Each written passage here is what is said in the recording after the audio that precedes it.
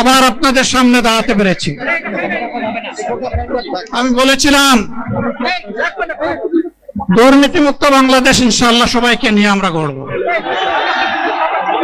আমরা কথা দিচ্ছি বাংলাদেশ জামাত ইসলামী যদি আল্লাহ তাআলার মেহেরবানি এবং সরকার জনগণের ভালোবাসা নিয়ে সরকার গঠন করে, তাহলে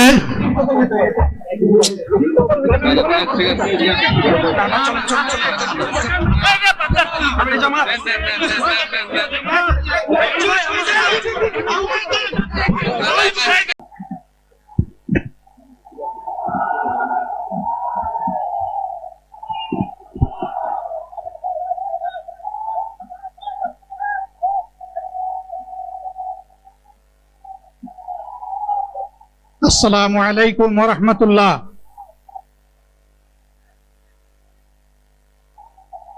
আসসালামু আলাইকুম ওয়া রাহমাতুল্লাহ।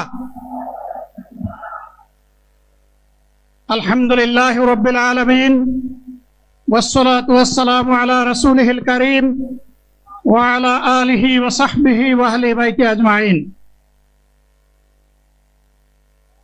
বাংলাদেশ জামাত ইসলামী কর্তৃক আয়োজিত আজকের এই জাতীয় সমাবেশে উপস্থিত সম্মানিত জাতীয় নেতৃবৃন্দ, বন্ধু সংগঠনের নেতৃবৃন্দ, শহীদ পরিবারের গর্বিত সদস্যবৃন্দ, 24 জুলাই যোদ্ধাবৃন্দ, আপামর দেশবাসী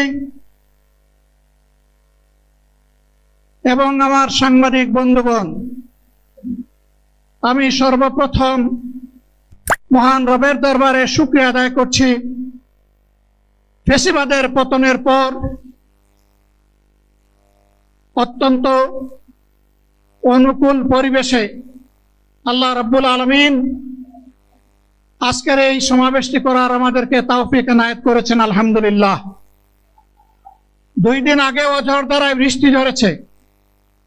অনেকে আশঙ্কা করেছিলেন কি হবে, মানুষগুলা সেদিন কি শান্তিতে বসে পঙ্গুত্ব বরণ করেছেন। আমরা তাদের সকলের কাছে গভীরভাবে ঋণী। মহান আল্লাহর দরবারে তৌফিক চাই, বাংলাদেশ জামাতে ইসলামীর অস্তিত্ব যতদিন থাকবে আল্লাহ যেন তাদের ঋণ পরিশোধ করার শক্তি, এই জাতির মুক্তির জন্য যদি বুকে গুলি লুফে না নিত, হয়তোবা আজকের এই বাংলাদেশটা আমরা দেখতাম না। ইতিমধ্যে হয়তো আরো অনেক মানুষের জীবন ফ্যাসিবাদীদের হাতে চলে যেত। 24 জীবন বাজি রাখা এই যুদ্ধটা যদি না হতো, তাহলে আজকে যারা বিভিন্ন ধরনের কথা এবং দাবি দাওয়া পেশ করছেন, তারা তখন কোথায় থাকতেন? অতএব আসুন, যাদের ত্যাগের বিনিময়ে আল্লাহ তাআলার এই নিয়ামত পাওয়া, তাদেরকে যেন অবজ্ঞা এবং অবহেলা না করি। শিশু বলে তাদেরকে যেন তুচ্ছ তাচ্ছিল্য না করি। অহংকার বলে অন্য দলকে যেন তুচ্ছ তাচ্ছিল্য না করি। অরাজনৈতিক ভাষায় আমরা যেন কথা না। যদি এগুলো আমরা পরিহার করতে না পারি, তাহলে বুঝতে হবে যারা পারবেন না, ফ্যাসিবাদের রূপ তাদের মধ্যে নতুন করে বাসা বেঁধেছে। আমরা আশা করব আমরা এগুলা করব না, কেউ এগুলা করবে না, বরঞ্চ রাজনৈতিক শিষ্টাচার রক্ষা করে জাতীয় ঐক্যের বীজতলাটা আমরা সবাই মিলে একসাথে তৈরি করবো ইনশাআল্লাহ। সম্মানিত ভাইয়েরা, আসরের নামাজ আসন্ন, আরো অনেক বক্তা ছিলেন, তাদেরকে আমরা দিতে পারি নাই, আমরা দুঃখিত। এজন্য আমার লম্বা কথা বলার সুযোগ নেই। যারা এখানে কথা বলেছেন তারা আমার মনের কথাগুলোই তুলে ধরেছেন। আমি শুধু বলতে চাই, আগামীর বাংলাদেশটা কেমন হবে? আমি বলি আরেকটা লড়াই হবে ইনশাআল্লাহ। একটা লড়াই হয়েছে ফেসিবাদের বিরুদ্ধে, আরেকটা লড়াই হবে দুর্নীতির বিরুদ্ধে ইনশাআল্লাহ। এই দুর্নীতির মূল উৎপাটন করার জন্য যা দরকার, আমরা তারুণ্য এবং যৌবনের শক্তিকে একত্রিত করে সেই লড়াইয়েও ইনশাআল্লাহ বিজয় লাভ করব। প্রিয় ভাইরা, জামাতে ইসলামী যে দুর্নীতিমুক্ত সমাজ গড়বে তার প্রমাণ কি? তার প্রথম প্রমাণ হচ্ছে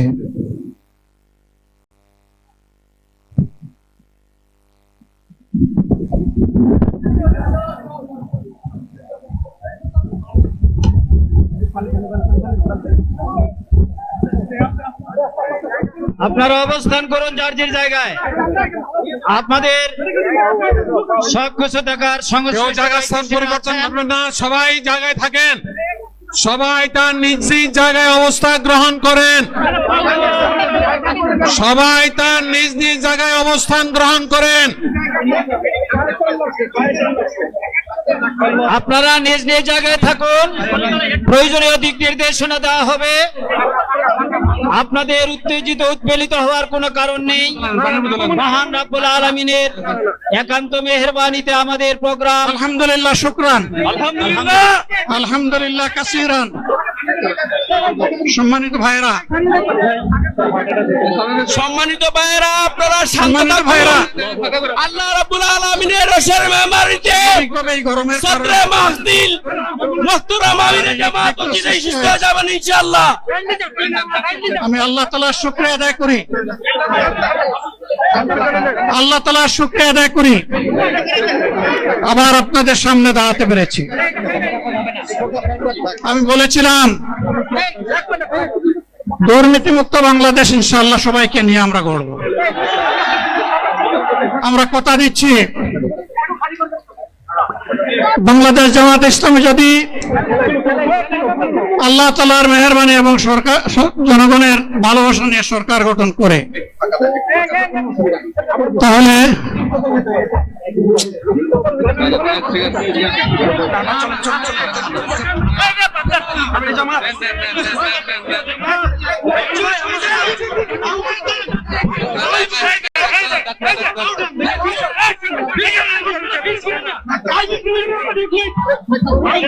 আপনারা নিজ নিজ জায়গায় অবস্থান করুন।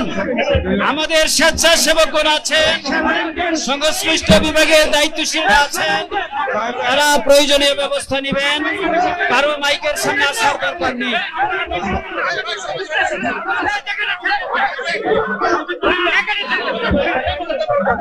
আপনারা অবস্থান করুন নিজ নিজ জায়গায়।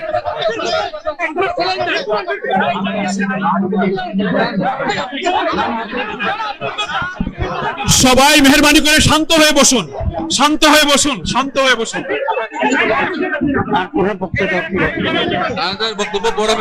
আপনারা সকলে আমিরে জামাত একটুখানি অসুস্থ হয়েছেন গরমের কারণে হয়েছে, কিন্তু উনি বারবারই চেষ্টা করছিলেন বক্তব্য দেওয়ার জন্য। ডাক্তাররা বলছেন ওনার আর বক্তব্য রাখা ঠিক হবে না। ওনার যে বক্তৃতা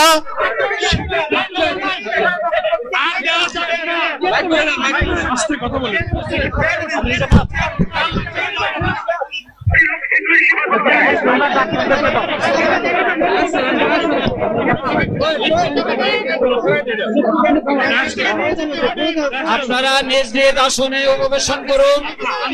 সংগঠনের দায়িত্বশীলগণ প্রয়োজনীয় দিক নির্দেশনা দিবেন। আপনাদেরকে নিজ নিজ জায়গায় অবস্থান করার জন্য অনুরোধ করা হচ্ছে। দেন না এখানে আপনাদের এই ড্রোন গুলো আলহামদুলিল্লাহ, আলহামদুলিল্লাহ। আরে আল্লাহ যত সময় হায়াত দিয়েছেন, আল্লাহ যত সময় হায়াত দিয়েছেন তত সময় মানুষের জন্য লড়াই করবো ইনশাআল্লাহ। এ লড়াই বন্ধ হবে না। বাংলার মানুষের মুক্তি অর্জন হওয়া পর্যন্ত আমাদের লড়াই অব্যাহত থাকবে। বলছিলাম জামাতে ইসলামী যদি আল্লাহর ইচ্ছা এবং জনগণের ভালোবাসায় বাংলাদেশের মানুষের সেবা করার সুযোগ পায়, তাহলে মালিক হবে না, সেবক হবে ইনশাআল্লাহ। আজ আমি ঘোষণা দিচ্ছি, লক্ষ জনতাকে সাথে নিয়ে বাংলাদেশ জামাতে ইসলামী থেকে যারা আগামীতে সংসদ সদস্য হিসাবে নির্বাচিত হবেন, আরে আপনারা কথা বন্ধ করেন, আপনারা কথা বন্ধ করেন, সবাই বসে পড়েন, সবাই বসেন, বসেন, কেউ দাঁড়াবেন না, সবাই বসেন। যদি আল্লাহর ইচ্ছায় জনগণের ভালোবাসায় বাংলাদেশ জামাতে ইসলামী থেকে সংসদ সদস্যরা নির্বাচিত হয়ে সরকার গঠন করেন, তাহলে কোন এমপি, কোন মন্ত্রী আগামীতে সরকার কিন্তু প্লট গ্রহণ করবে না। কোন এমপি এবং কোন মন্ত্রী ট্যাক্সবিহীন কোন গাড়ি চড়বে না। কোন এমপি এবং কোন মন্ত্রী তার নিজের হাতে কোনো টাকা চালাচালি করবে না। কোন এমপি এবং কোন মন্ত্রী যদি তার নির্দিষ্ট কোনো কাজের জন্য বরাদ্দ পেয়ে থাকেন, কাজ শেষ হওয়ার সাথে সাথে বাংলাদেশের 18 কোটি মানুষের কাছে তারা তার প্রতিবেদন তুলে ধরতে বাধ্য হবে। সম্মানিত বন্ধুগণ, চাঁদা আমরা নিব না, দুর্নীতি আমরা করব না, চাঁদা আমরা নিতে দেব না, দুর্নীতি আমরা সহ্য করব না। এই বাংলাদেশটাই আমরা দেখতে চাই। যুবকদেরকে আমরা স্পষ্ট ভাষায় বলতে চাই, বন্ধুগণ, তোমাদের সাথে আমরা আছি। আমি আজকে জামাতের আমির হিসাবে এখানে কথা বলতে আসিনি। আমি এসেছি বাংলাদেশের 18 কোটি মানুষের একজন হয়ে কথা বলতে। আমি শিশুদের বন্ধু, আমি যুবকদের ভাই, আমি বয়স্কদের সহযোদ্ধা, আমার বোনদের আমি ভাই। সুতরাং তাদের মুক্তির জন্যই আমি দায়িত্ব নিয়ে আজকে এখানে দাঁড়িয়েছিলাম। আল্লাহর ইচ্ছা শরীর আমাকে সাময়িকভাবে সহযোগিতা করে নাই, এটাও আল্লাহর ইচ্ছা যে এখন আল্লাহ আমাকে কথা বলার সুযোগ দিচ্ছেন। আমি বলতে চাই, বাংলাদেশের নির্দিষ্ট কোন শ্রেণীর মুক্তির জন্য আমাদের এই লড়াই নয়। রাস্তার একজন পরিচ্ছন্নতা কর্মী, চা বাগানের একজন শ্রমিক, রক্ত পানি করা ঘাম জড়ানো আমার একজন রিক্সা চালক ভাই মাঠে ময়দানে বাংলাদেশের মানুষের মুখে যারা এক মুঠো ভাত তুলে দিতে চায়, আমার সেই কৃষক বন্ধুটি, আমি তাদের হয়ে আজকে এখানে কথা বলতে এসেছি। আমি কোন অভিজাত শ্রেণীর হয়ে এখানে কথা বলতে আসিনি। আল্লাহ তাআলার অশেষ মেহেরবানি, আজীবন সকল রক্ত চক্ষুকে উপেক্ষা করেছি, জেল জুলুমের পরোয়া করি নাই। আমার আফসোস, 24 সালে জাতিকে মুক্তি দিতে গিয়ে যারা জীবন দিয়ে শহীদ হলো, আমি তাদের একজন হতে পারলাম না। আপনাদের কাছে দোয়া চাই, ইনসাফের ভিত্তিতে একটি দেশ গড়ে তোলার জন্য আগামীতে যে লড়াই হবে, আমার আল্লাহ যেন সেই লড়াইয়ে আমাকে একজন শহীদ হিসাবে কবুল করে। সম্মানিত বন্ধুগণ, আমাদের প্রিয় শহীদ নেতৃবৃন্দ 2006 সালের 28 অক্টোবর থেকে শুরু করে পল্টন গণহত্যা, শাপলা গণহত্যা, সারা দেশের গণহত্যা, পিলখানার গণহত্যা, 24-এর গণহত্যা, এই গণহত্যা যারা করেছে তাদের সকলের বিচার বাংলাদেশের মাটিতে নিশ্চিত করতে হবে। এদের বিচারের দৃশ্যমান প্রক্রিয়া শুরু না করা পর্যন্ত পুরানা ব্যবস্থাপত্রে বাংলাদেশ আর চলবে না। এতগুলা মানুষ এমনি এমনি জীবন দেয় নাই, জীবন দিয়েছে জাতির মুক্তির জন্য। যদি বস্তাপোতা পুরানা সবকিছুই টিকে থাকবে, তাহলে কেন তারা জীবন দিয়েছিল? যারা ওই বস্তা পচা ব্যবস্থাপনায় বাংলাদেশকে আবার করতে চান, তাদেরকে আমরা বলি, জুলাই যুদ্ধ করে যারা জীবন দিয়েছে, আগে তাদের জীবনটা ফেরত এনে দেন। যদি শক্তি তাকে ফেরত এনে দেন, আপনারা পারবেন না। যেহেতু পারবেন না, কাজেই নতুন ব্যবস্থায় নতুন বাংলাদেশ গড়ে তোলা হবে ইনশাআল্লাহ। শিশু, কিশোর, যুবক, মা, বোন, শ্রমিক, ছাত্র, জনতা, ব্যবসায়ী, সবাইকে যেই দেশ, যেই সংবিধান, যেই রাষ্ট্র নিরাপত্তা দিতে পারবে, সেই নতুন বাংলাদেশ আমরা গড়ে তুলতে চাই। ভাইয়েরা, আমাকে সবাই চাপ দিচ্ছে, কেউ বলে ভাই শেষ করেন, কেউ বলে চাচা শেষ করেন। আমি তাদেরকে নিশ্চয়তা দিয়ে বলছি, আমার মৌত আমার আল্লাহ নির্ধারিত সময় থেকে 1 সেকেন্ড আগে হবে না, এবং হায়াত যা দিয়েছেন তার 1 সেকেন্ড আগেও আমি যাব না। অতএব মহান আল্লাহর কাছে আবারও তৌফিক চাই। আপনাদের কাছে যে কষ্ট হয়েছে, আপনারা, আমি তো এখানে শান্তিতে বসাচ্ছিলাম, আর চতুর্দিকে শুধু দৃষ্টি বুলাচ্ছিলাম। কি কষ্ট হচ্ছে আমার ভাইদের। প্রিয় ভাইরা, এই কষ্ট আল্লাহর জন্য। এই কষ্ট কার জন্য? ইনশাআল্লাহ আল্লাহ তাআলা আপনাদেরকে তার উপযুক্ত যা দুনিয়ায় দিবেন, আখিরাতে দিবেন। আপনাদের এই ত্যাগের বিনিময়ে নতুন বাংলাদেশ আমরা পেয়ে যাব। আসুন সেই নতুন বাংলাদেশের জন্য একবার স্লোগান দিয়ে শেষ করি, নারায়ে তাকবীর। আসসালামু আলাইকুম ওয়া রাহমাতুল্লাহ।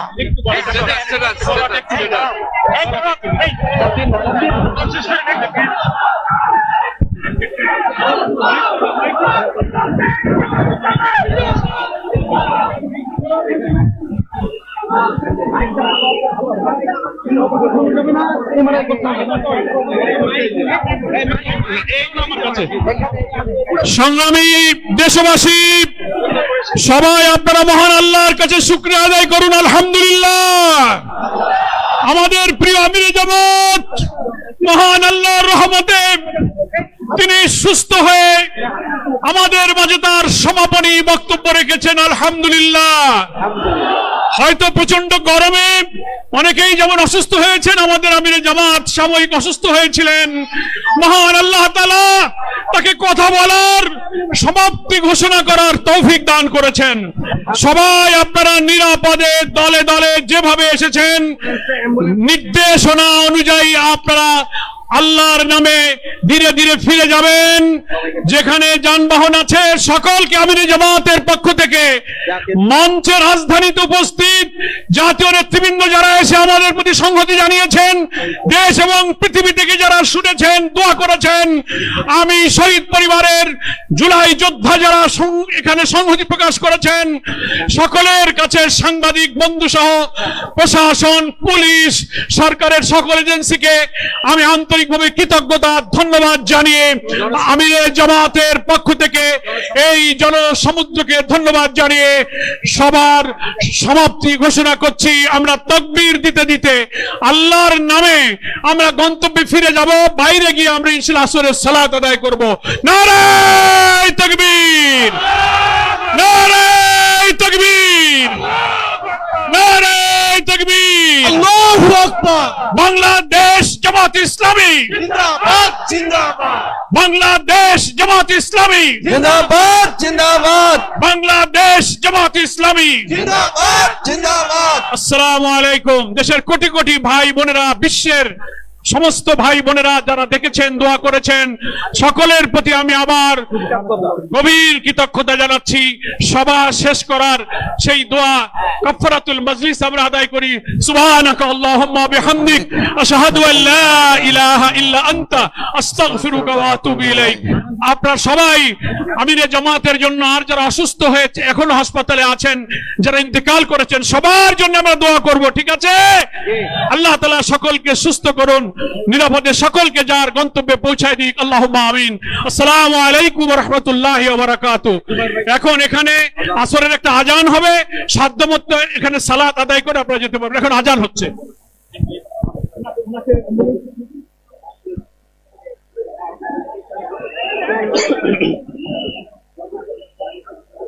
الله أكبر الله